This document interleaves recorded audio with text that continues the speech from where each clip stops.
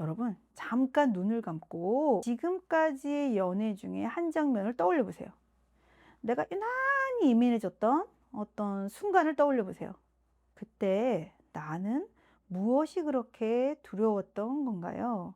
혼자 남겨질까 봐, 무시당할까 봐, 사랑받을 자격이 없다고 들킬까 봐, 어떤 마음이었나요?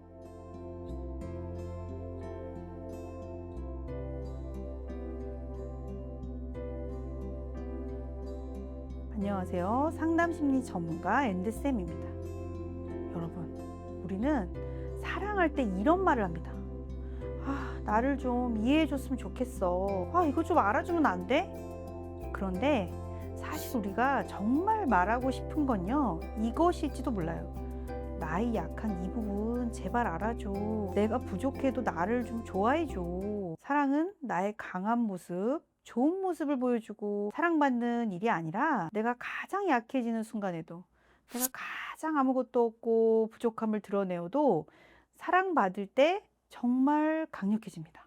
우리는 연애에서 설레고 싶다고, 설렘을 원한다고 말하지만 사실 더 들어가 보면요, 사랑받고 싶은 겁니다. 특히 나의 부족함까지 사랑받고 싶은 거죠. 나의 상처, 나의 부족함, 내가 떠안고 있는 것들, 마이너스 통장, 어려운 경제 사정, 내 부모 등등등등. 나의 약한 부분을 이해받고 싶은 마음이 생겨나는 것입니다. 우리가 어려서 어떤 사람은 혼날까 봐 늘 불안했고, 어떤 사람은 잘하지 못할까 봐 예민했고, 어떤 사람은 자기 속도가 느리다는 걸 들킬까 봐 긴장하면서 컸을 거예요. 이런 자기만의 상처가 취약함입니다. 어떤 분은 "취약함이 뭐예요? 제가 약한 사람이라는 건가요?" 이렇게 물으실 수도 있을 것 같아요. 네네. 아니요. 취약함은 약함이 아닙니다. 취약함은 내가 다칠 가능성이 있는 부분이라고 하면은 좀 쉬울 것 같아요. 제가 예전 영상에서 핵심 감정이라고 이렇게 많이 설명을 드렸었는데, 핵심 감정이라고 이해할 수도 있을 것 같습니다. 자기에게 부정적인 감정이 일어나게 하는, 자신을 가장 취약하게 만드는 트리거가 되는 감정이라고 말할 수 있을 것 같습니다. 조금 더 쉽게 말씀드려 볼게요. 누군가가 연락을 늦게 하면은 유난히 불안해지는 분이 있어요. 비교당하면은 유독 예민해지는 분이 있고요. 무시당한 느낌이 있으면은 과하게 반응하는 분이 있고요. 거절당한 것 같으면은 막 며칠을 자책하고 막 늪으로 들어가는 사람이 있어요. 이게 바로 자신의 심리적인 취약함이라는 것입니다. 취약함은 내가 잘못됐다는 의미가 아니라 여기가 내가 가장 다쳤던 자리라는 사인 같습니다. 어릴 때 충분히 안정되지 못했던 경험, 무시당했던 기억, 혼자 버텨야 했던 시간들, 심각한 가난과 의식주 결핍, 이런 게 모두 상처인 것입니다. 지금도 그 자리를 자극받으면요, 우리는 지금도 흔들리는 것입니다. 그래서 취약함은 부정적인 감정으로 나타나는 것입니다.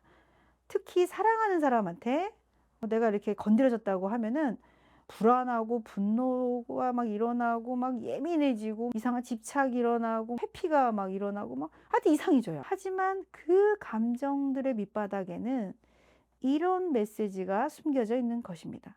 나 사실은 여기가 좀 아픈 사람이야. 나 여기가 아파. 이런 의미입니다. 그런데 우리는 이런 자신의 연약함을 이렇게 이상하게 드러내죠. 왜 연락이 늦는 거야? 왜 나한테만 그렇게 말하는 거야? 왜 나한테만 더 노력하라고 하는 거야? 사실 그 말 속에는 이런 마음이 숨어 있는 것입니다. 나를 가볍게 여기지 말아줘. 나를 버리지 말아줘. 내가 부족해 보여도 실망하지 말아줘. 라는 의미가 담겨 있는 것입니다. 여러분, 잠깐 눈을 감고 지금까지의 연애 중에 한 장면을 떠올려 보세요. 내가 유난히 예민해졌던 어떤 순간을 떠올려 보세요. 그때 나는 무엇이 그렇게 두려웠던 건가요? 혼자 남겨질까 봐, 무시당할까 봐, 사랑받을 자격이 없다고 들킬까 봐, 어떤 마음이었나요? 우리는 흔히 상대방이 나를 충분히 사랑하지 않았다고 말하지만요, 사실 조금 더 깊이 들어가 보면요. 나는 그 사람에게 나의 취약함을 당신이 알아? 당신이 나의 이것까지 사랑해 줄 수 있어? 이렇게 속으로 끊임없이 실험하고 있었는지도 몰라요. 그러나 솔직히 말하면요. 그것은 상대가 알 수 없는 어려운 문제였을 수도 있어요. 왜냐하면 우리는 자신의 취약함을 잘 설명할 줄 모르니까요. 잘 설명하기보다 그 대신에 우리는 화를 냈고 섭섭하다고만 표현했고 때론 침묵으로 거부했던 것 같습니다. 그런데 너무 자기의 취약함만 이해해 달라고 한다면 상대방은 부담스럽지 않을까요? 그래요, 맞아요. 그래서 여기서 우리가 꼭 짚어봐야 할 것이 있습니다. 나는 그렇게 이해받고 싶었지만 과연 나는 상대의 취약함을 알았고 감당했었을까요? 그 사람도 분명 자신의 연약한 부분이 있었을 건데요. 말로 잘 드러내지 못하고 그저 내가 알아주길 바랬던 건 아닐까요? 그 사람도 분명 그런 부분이 있었을 거거든요.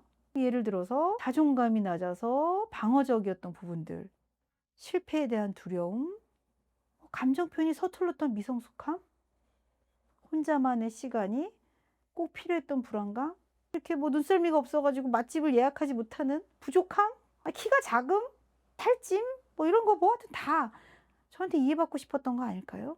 그런데 우리는 상대의 그런 부족한 모습에 대해서 쉽게 해석하고 쉽게 반응하기 쉬운 것 같습니다. 왜 이렇게 유치해? 왜 이렇게 회피해? 왜 이렇게 예민해? 제가 잘하는 말. 눈이 없어? 눈을 떠! 분명한 것은요. 나를 이해해줘라는 일방적인 요구, 나의 외침만으로는요.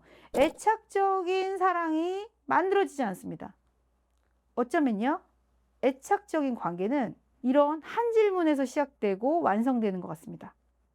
나는 저 사람의 상처를 얼마나 이해하고 끝까지 감당할 수 있는가?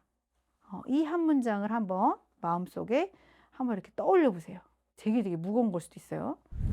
애착적인 사랑은요, 우리가 굉장히 갖고 싶잖아. 그러니까 엄청 막 부럽잖아. 늙어서도 막 손 꼭 잡고 가고 막 너무 멋있잖아. 그런 어르신들 보면은. 그런 애착적인 사랑은 서로의 취약함을 알고 그걸 약점으로 공격하지 않고 그리고 도망가지 않는 것이어야 합니다. 내가 약해질 때 관계가 끊어지지 않고 상대가 약해질 때 내가 우쭐해지지 않는 것. 이게 애착적인 사랑입니다.